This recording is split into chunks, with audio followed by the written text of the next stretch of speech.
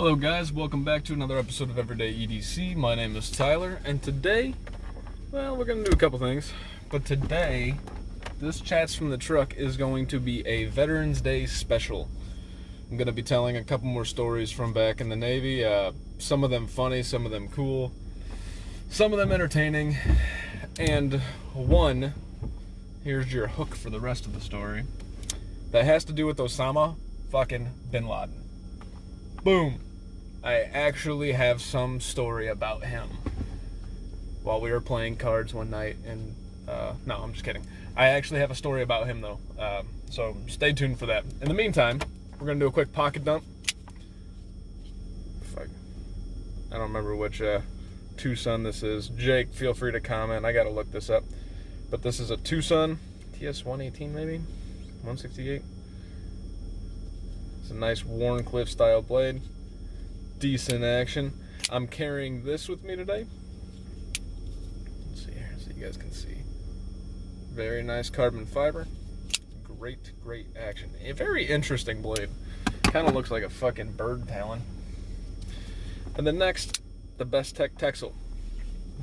This is an awesome, straightforward, just great knife. This knife reminds me a lot of the QSP Penguin.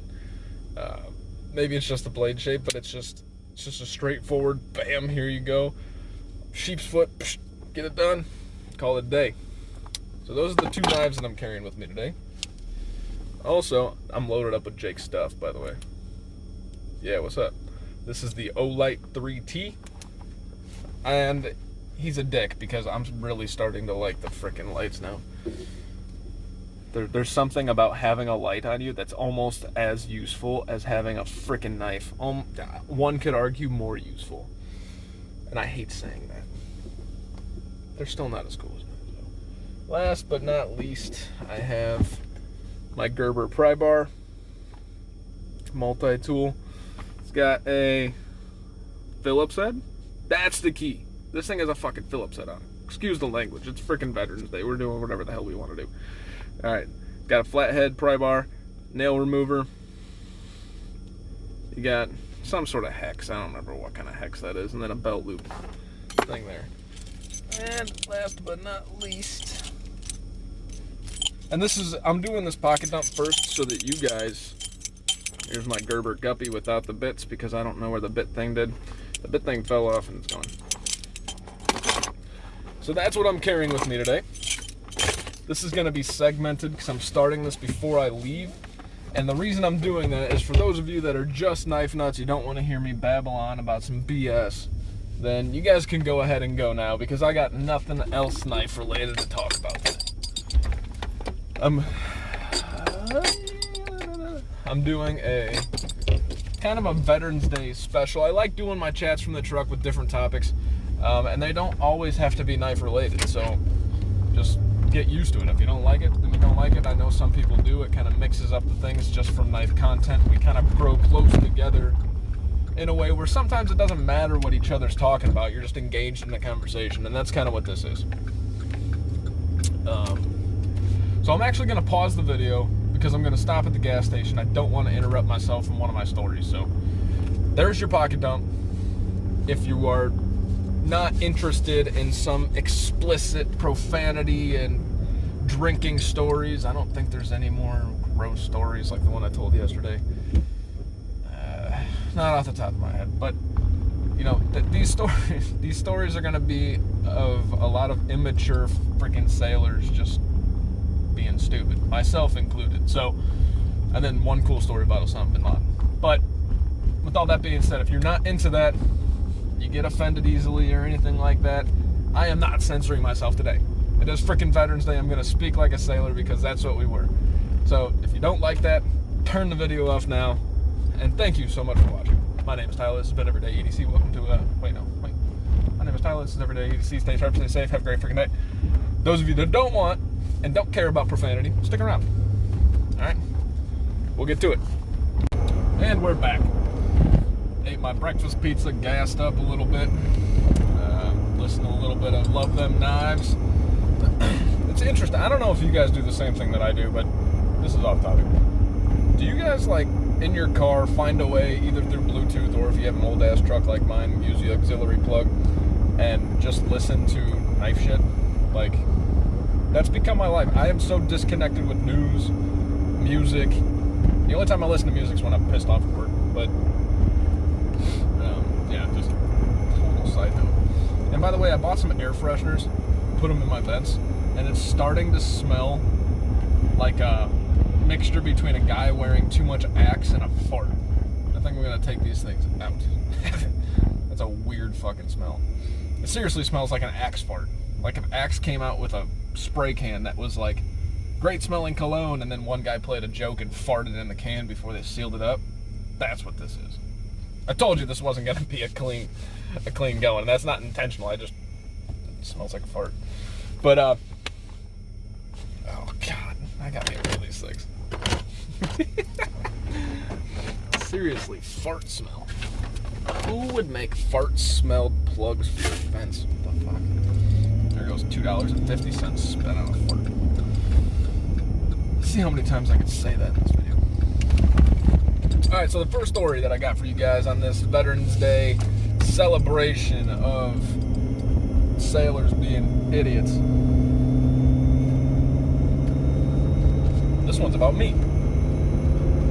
So, I was in the training that I had to go to fix my, or to learn how to fix the gear that I was fixing. It was pretty extensive. It was about, I don't know, 2.5 years of training. There was a lot of downtime in between though, like you were waiting on the next class to start or something like that, so you could join in with that group. So you'd wait 2 months here or 3 months there. The first school was in Pensacola for about 9 months. I think I was there for about 11, between, finishing up school, waiting to transfer, that type of stuff. The second school was in Miramar in San Diego. I think it's in San Diego. Miramar, not, it's just north of San Diego. I don't know if it's considered San Diego still. But I was stationed at Coronado, and that was in San Diego, while I was on hold for about 3 months, and then I moved to Miramar for school. Well, by this point in time, I think I am 19 or 20. I definitely wasn't 21, because that's the basis of the story. But anyways, so I was 19 or 20, and what was cool is all my Marine friends that I met at Pensacola ended up getting stationed at Miramar. And I'm like, what? So everybody gets together, and our whole class ended up being at Miramar. It was cool. There was probably about 25 of us, and we all got together. We were like, dude, let's get together, let's party, So we were in my Marine buddy's room, and of course, they have Jaeger. I will never do Jaeger ever again for this reason. Jaeger does something to me, like people say whiskey makes me angry. Jaeger's one of those that I black out on every single time. Might have a problem. So, they're doing Jaeger bombs. Back when Jaeger bombs were cool 12 years ago. Left and right. Well, they knew that I got way too intoxicated, and they took me back to my room. I am one of those guys that you cannot hold me down.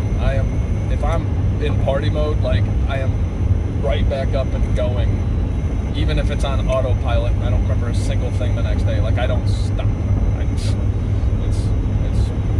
Now it's different, but then that's how it was. So apparently they put me in my room, and they're like, all right, dude, you're done for the night. Not only are you underage, you're done. Fair enough. Well, apparently it wasn't, because next thing they know, I am back out with them partying. I have my shirt off, no shoes, just wearing a pair of jeans. And they're like, dude, what are you doing here? And I'm like, hey, this is all story told to me. I don't remember a single freaking thing. I'm like, yeah, I just partying. You gotta go back, man. You're too drunk. You gotta go. I was like, all right, fine. So apparently they were walking me back to my barracks room, which was consider it a block away. It wasn't far. And in San Diego or Miramar, they have these barracks rooms, and then there's an awning it's almost like an apartment complex that you can see like all the doors and there's an awning over the top. That's kind of how it was. So I'm walking down this hallway, and they're behind me, making sure I get back to the room, and they see the on-duty staff sergeant coming our way. And this is like the biggest asshole staff sergeant that we got in this school. Staff Sergeant Jacobo, or whatever his freaking name was. That dude was a dickhead. But, and I'm still an E3 at the time, or an E2. And, so they go, Tyler, Staff Sergeant, you know, or Holler. They call me Holler because maybe you don't know anybody's first name. Holler, come here, Staff Sergeant's down here. Well, I'm drunk and an idiot. I don't realize it. So while they back off, because they see Staff Sergeant, I start that like you know in Troy where you see like Achilles kind of like start that slow trot like he's going, and then he starts into a full-blown sprint like getting ready to. That was me for some reason. I don't know. I started like power walking into a slight jog into a full-blown sprint, and then they disappear. They're like, oh fuck. Well, apparently I lowered my shoulder like I was just gonna blitz through Staff Sergeant. First and foremost, this dude's like 6'4". He's not jacked to the gills or anything, but I would say I'd probably give him 200 pounds. I was probably 165 at the time. Very shredded, but not big.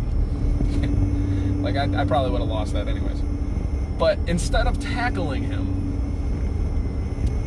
he yells, "Hey, what the fuck are you doing?" And so I stop. Keep in mind, no shoes, jeans, no shirt. I stopped, popped to attention, looked at him square in the face and said, "Staff Sergeant, I am underage, I am on duty, and I am fucking drunk." Oh my God. So again, I don't remember any of this, but apparently I said it loud enough for my guys to hear it. And apparently Staff Sergeant looked at me like, what the fuck? Like, he's never heard anybody, A, just snitch on themselves, but B, just like that blatantly retarded where you're underage. Not only was I underage, I was on duty. And for those of you that don't know what on duty means there's 4 sections in a group. When you're on duty, you have watches that you have to stand, you have to watch the barracks, you have to do this, you have to do things, and you're not allowed to drink. I wasn't allowed to drink anyways because I was underage. But, so anyways, I ended up in my room, and another sergeant was in there looking at me like, shaking his head like, "You fucking idiot." He was like, "Dude, why would you do that?" And I'm still drunk, but I'm a little bit more coherent by the time I woke up, and I'm like, I don't know what's going on. Well, that led into this huge, that's the fun part of the story. The outcome of the story is I got NJP, which is non-judicial punishment, basically stating I had to go talk to the CO, and the CO gave me a 30 days, he gave me 30 days restriction, 60 days restriction, reduction in pay, or reduction in rank, and 2 months pay, 2 months half pay that they're going to charge me. All that being said, they suspended everything. They only gave me 30 days restriction and 1 month half pay. I didn't lose rank or anything like that. But that process sucked because I ended up having to go talk to our master chief of the base, and he was super cool with me. He was like, "Dude, what are you doing? Like, why would you do this? You know, tell us who bought you the liquor because you're underage, and we'll lighten your punishment." Well, the guy that bought the liquor for me was a guy that I ended up joining the Navy with in I've known him since 4th grade. So it's like, no, I'm not telling you who it was. So I'm getting like chewed down by like 11 dudes, and they're like, "You're gonna tell us who it was, blah, blah, blah, you're a piece of shit." And Master Chief looks at me and he goes, "Look, go back, take a day, come back and talk to me." He's like, "If you tell us who bought you the booze, you're gonna get a lesser punishment." So I thought about it. I talked to my buddy, and he's like, "Dude, you do what you gotta do, man. Like, I get it." And so I went back and I talked to Master Chief, and I go, "Master Chief, with all due respect, I will take the full punishment. I would rather not say who bought me the booze, as they're basically a brother of mine." Well, that was stupid because I was trying to be noble, I was trying to be honorable, and what I ended up doing was telling him who it was without telling him who it was. And he dug through some notes and he just goes, so I see here that you joined the Navy with a Mr. Hovanek, and I see that you guys are roommates. It's not too hard to put two and two to frickin' together. So it was Mr. Hovanek that bought you the booze. And like he just saw my face just kind of like, I don't know what I was expecting. And he just saw my face and my head drop and he goes, that's enough. He goes, you don't have to say anymore. That's all you need. So my buddy Ryan ended up getting in trouble with me too. And it was easy. We just did 30 days restriction, half month's pay. There was nothing, you know. I went and saw the CO, and there's some people that I didn't even, well, we talked to Tyler and we don't think that it's this, and this. And I'm like, dude, I'd never talked to that guy. Like, that guy had never talked to him in my life. They're full of shit. But he's like, what we're really concerned with is his misconception as far as loyalty to his friends, and, you know, well, no shit. So, anyways, that's the stupid-ass story. That was... There's plenty of stupid stories, but that one got me in trouble. That was the only time I got in trouble in the Navy. And, yeah, that was dumb. Second story, I told you there was going to be no gross stories like the one I told yesterday. And this one isn't quite like that, but the context is the same. So I was in Iwakuni, Japan for 9 months. I was stationed on a Marine base there. We worked on Lightning FLIR, which is kind of the same as AT FLIR, just Marines don't get as good of shit as us, so it's older. And by this time, I'd become kind of like the guy who plays a lot of video games, goes out and drinks on the weekends, and, you know, it's just kind of like the hybrid of both worlds, you know? Well, in Japan, I didn't do that as much. We really just played video games the whole time. So I had my roommate, myself, and then the sergeant that would come play with us in the room. He would bring his laptop, and we'd all just be playing video games and stuff, right? We're gonna call him Bill. I don't want to give his full name. So Bill, super nice guy, super cool, jacked to the gills, kind of like at face value the Marine's Marine, all tatted up and stuff.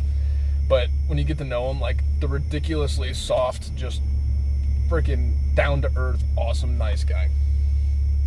So Bill, one day, he shows up to our barracks room with a black eye.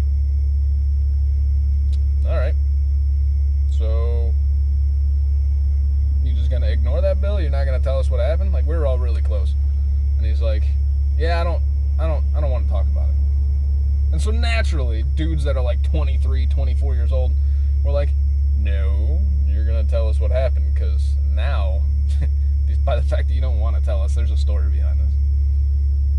Well, turns out the night before, there was another Marine chick that they ended up talking, they ended up hooking up. And I guess she has a thing where she just beats the shit out of every dude that she ends up kicking it with. I don't know. I don't know people like this. Like I don't know why this is a thing, but I guess she, in the middle of it, she goes, "I want you to hit me." So he's like, "What?" And she's like, "Yeah, hit me." So he kind of does like, you know, like I don't hit women. Like, this is weird. So he hits her and she goes, "Come on, bitch, hit me!" And she fucking clocks him in the face. Straight up, gives him a black eye, like marked her territory. And it was just a hookup. It's not like they were together. There's more to this story. So Bill has a black eye. We're like, damn, chick beat your ass. Hilarious. It's a hilarious story. And from his point of view, he was kind of ashamed, but everybody wants to tell those stories. It's just funny. So Bill has a black eye. This jacked up, tatted Marine from a chick that he was with the night before. Well, there was a sailor that was with us. And we're leaving Iwakuni. We're all in, I forgot what you'd call it, basically waiting on an airplane to go there at the tarmac or whatever. And we had a young sailor that was with us. I don't remember his name. He hung out with us for like a year. You get to know so many people, you'll remember that you don't remember anybody's name. And he showed up to we'll call it the tarmac. I don't think it's called the tarmac. I forgot. It's like a terminal for a regular airport. I don't remember the military term. But he shows up, and he's sitting on the other side of the room. And once again, I'm sitting with my buddy Rich. He was a guy that was my roommate back in California, Lemoore.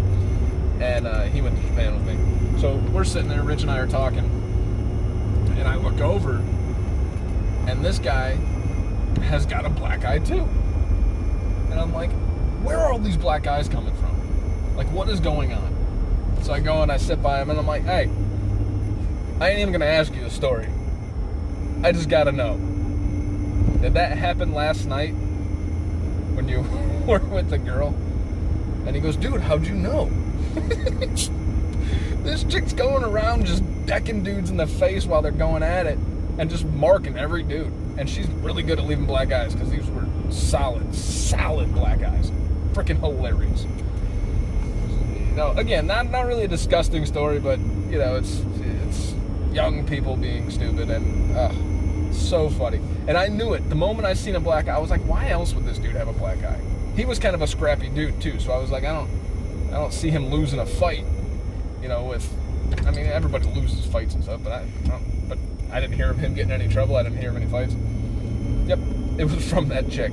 And he didn't even have to tell me the story. I knew exactly what happened. She wanted him to hit her. No dude knows how to hit a chick because that's not what we do, or at least normal guys. And so they do like this little bitch slap to the chick because that's what they want. And she just decks him. So I seen two guys marked. I didn't really pay attention. I should have paid attention. I'm sure there was more. I'm sure she marked more. And she wasn't a small girl. This chick was like, I would give her a good $165, 5'8". Like, she had some meat behind her, man. Okay. So those are my two goofy ass stories. Those of you that are interested in the Osama bin Laden story, I'm trying to think if I have any other filler stories to kind of throw in there that are entertaining enough to tell. And I don't think I do.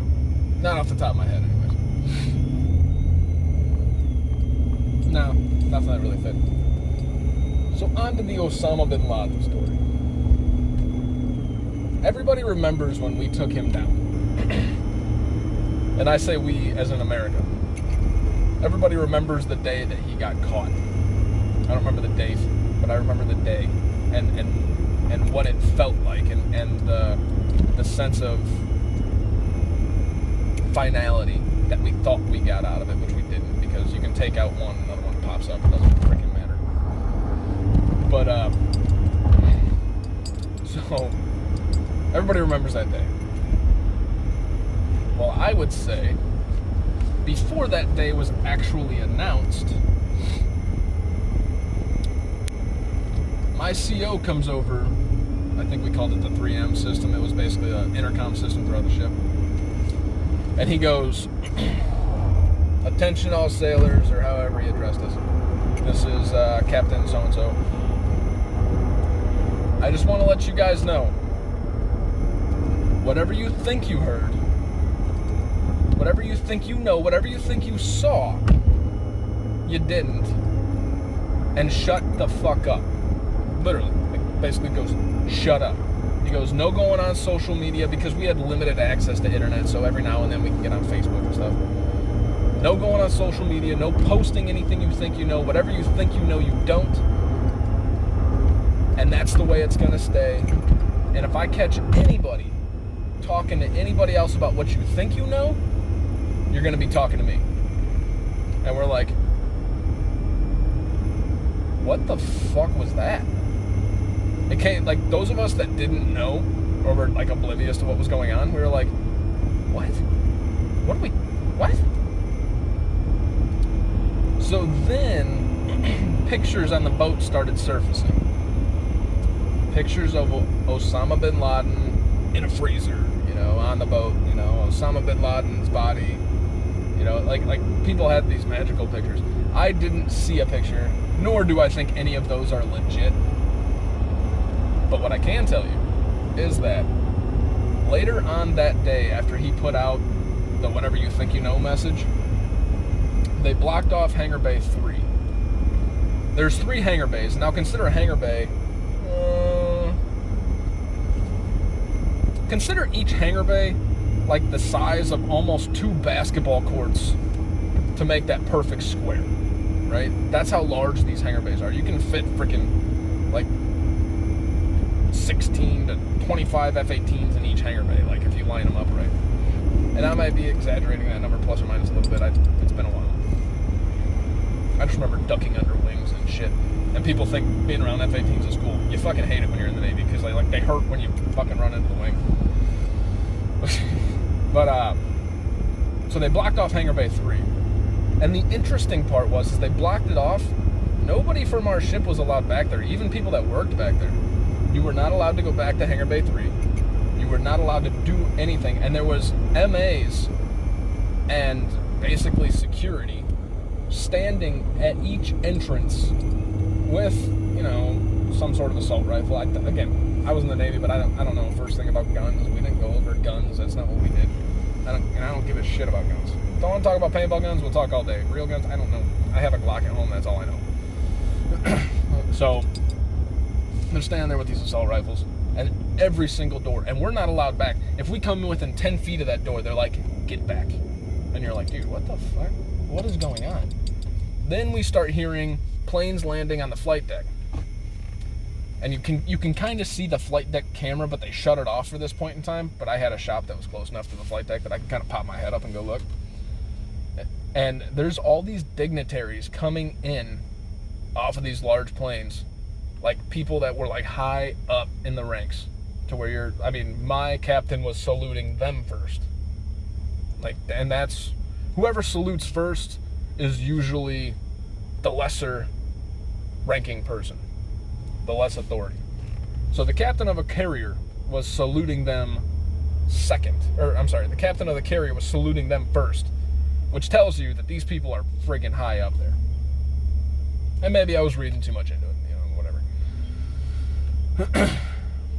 Well, come to find out, what was put out there? Osama bin Laden was given a burial at sea on the USS Carl Vinson. Is that the boat that I was on that day? I was on so many different carriers, I don't remember either. I'm guessing, I'm 99% sure it was the USS Carl Vinson. Yeah. So, but he was given a burial at sea, and I don't know how much they put out about it, but it was on my boat, and I was on that boat when they buried him at sea. Did I see anything? No. Did I know anything even afterwards until I put a bunch of pieces together? No. But I can say that I was on the ship that Osama bin Laden's body was taken to after they got him and they buried him at sea off of my ship. So that's a pretty cool story. Whether or not they actually buried him at sea or just did a memorial, I couldn't tell you. I didn't get to see it. They wouldn't allow us to see it. But you want to talk about some freaking pride like that? And I, again, had nothing to do with it. Nothing to do with it. Not staking claim to anything that makes me cooler or badass for the fact. But just being that close to that man. Wow. And I'm telling the story, and I don't know if you guys find it interesting or not. It just kind of resonating with me again. Just the powerful aura that has and that comes with. Oh, he's yeah. Without going into political and thought processes, because I don't want to offend anybody. Everybody has different views. But yeah. Anyways, that's all I got, guys. My name is Tyler. This is Everyday EDC, Veterans Day edition, the Drunken Sailor. You guys have a great freaking day.